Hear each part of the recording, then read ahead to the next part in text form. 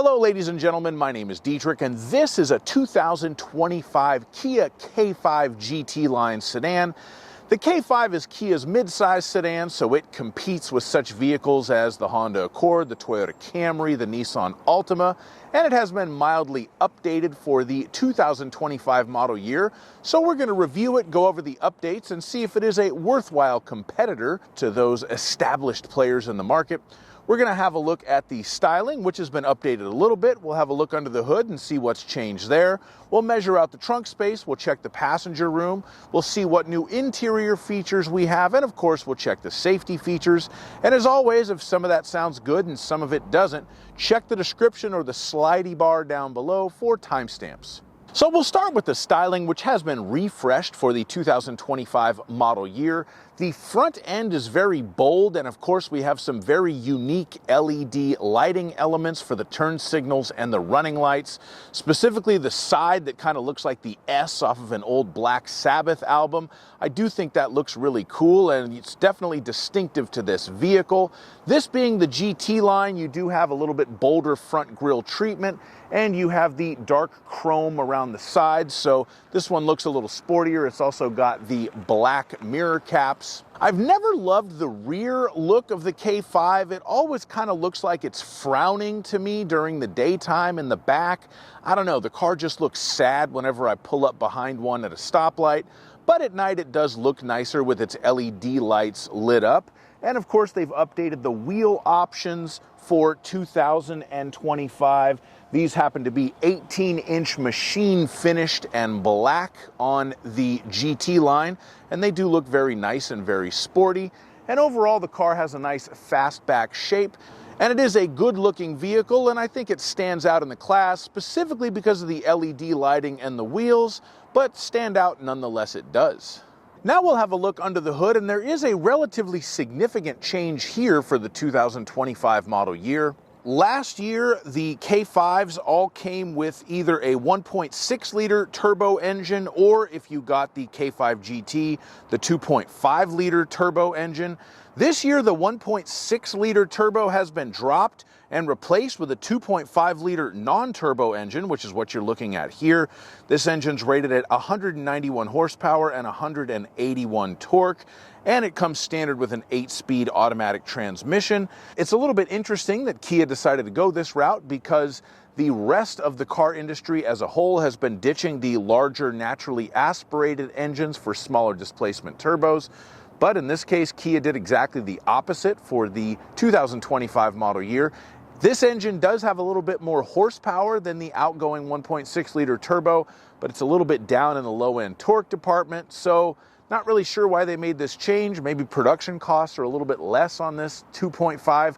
If you have any idea, let us know in the comments. As everyone knows, YouTube viewers are the biggest experts on Earth. Now it's time to measure out the cargo space, so we are going to open the trunk, get out the laser tape measure and do just that. The length of the trunk from the bottom of the back seat to the rear of the cargo area, 3 feet and 8 inches. The width of the trunk at its widest point, from there to there, right at the back of the trunk, is 4 feet and 9 inches. And on either side, you have these little kind of access panels. If you're wondering what that's all about, it appears to be so you can change the light bulbs on your tail lights and service that. The width of the trunk at its narrower point in between the wheel wells, 3 feet and 4 inches. The height of the interior of the trunk from the roof to the floor, 1 foot and 10 inches. And the top of the trunk is finished in primer. We've got a speaker there for the premium sound system. We do have a light, and then we have these little guys so we can pull to release the back seats to fold them down. And once you fold those back seats down, you have a length of about 6 feet.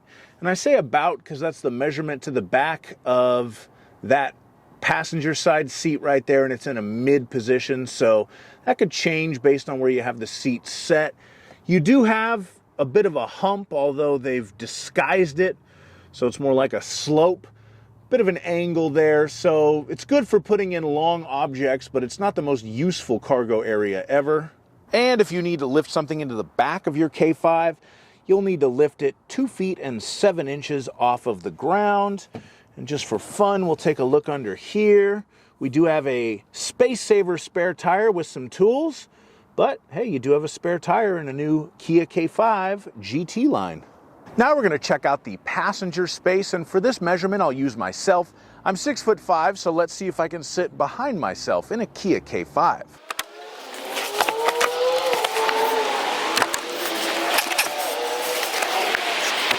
Okay, it turns out the answer to this question is a resounding yes. I have enough knee room in the front. I do have enough headroom. And if I come in the back, once again, I have enough knee room. I have enough headroom. This is a very roomy interior. I don't have any air vents in this model, but I do have USB-C charging ports.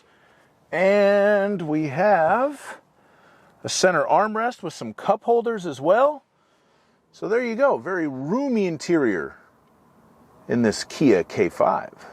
Now we're going to step inside the Kia K5 GT line and talk about the features in here. And the first thing that I will note is that this particular K5 GT line does have the GT line premium package. That gives us the panoramic moonroof, the 12-speaker Bose audio system, and the LED interior lighting. The panoramic moonroof obviously is self-explanatory. The Bose premium sound system does sound pretty good, but the LED interior lighting is definitely a letdown. If you're expecting like different color ambient lighting in here, that is not what you get. What they mean by LED interior lighting is that the dome lights are LEDs, so that's definitely not as exciting as it sounds.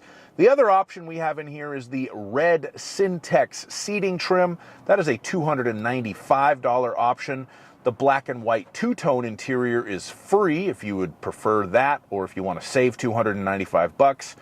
We do have a 10-way power driver's seat with 2-way lumbar adjustment, and the front seats are heated in this car. We do have dual zone automatic climate control, and one thing I like about this car is there's a little button there to change if you are controlling the climate control or some of the infotainment systems. So you can have a physical volume knob right there instead of adjusting the temperature.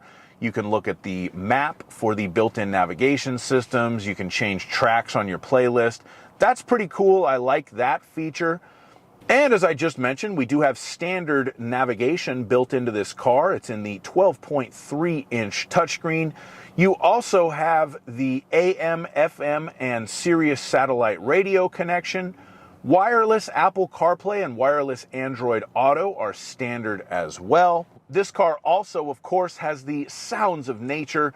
That is very much a Korean car thing. When you get a Korean car with the nicer stereo system, you can listen to a lively forest or experience the universe or the city at dawn or whatever it is. I guess this is meant to be relaxing while you're stuck in traffic in Seoul, South Korea. The digital gauge cluster is a little bit limited in what it can do. The only part that's actually a digital screen is the little center part where you can look at the compass, the tire pressure monitoring system, the trip computer, all of the little quick information tidbits.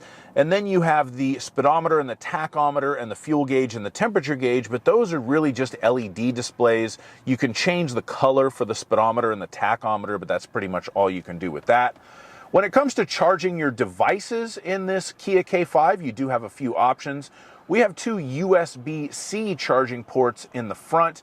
One of them, you can push a little button to change it from just charging to charging and data. So if you wanted to plug your phone in instead of using the wireless Apple CarPlay or Android Auto, you could do it with that one. And I do like there's a little button you can push to change it in between just charge or charge and data. We also have a 180-watt cigarette lighter style power outlet down there, and of course wireless charging if you want to make your phone hot, but not necessarily charge it.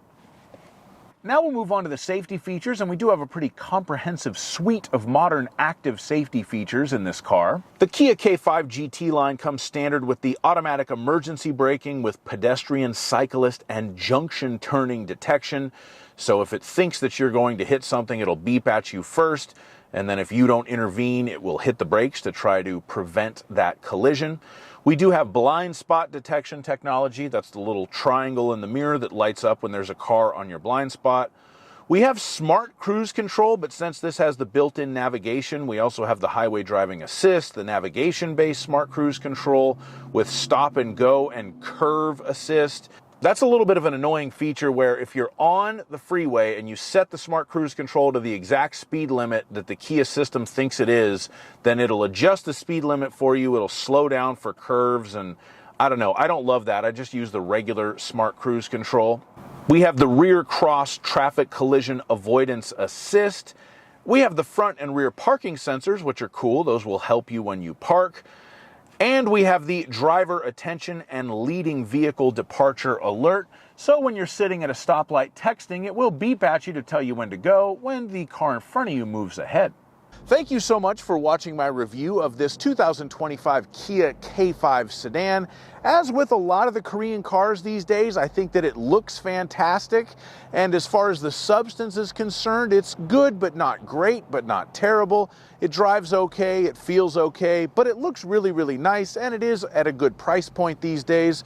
So if it catches your fancy and you like the way it drives, you might want to buy one. As always, please like my video, subscribe to my channel, and have a great day. Bye-bye.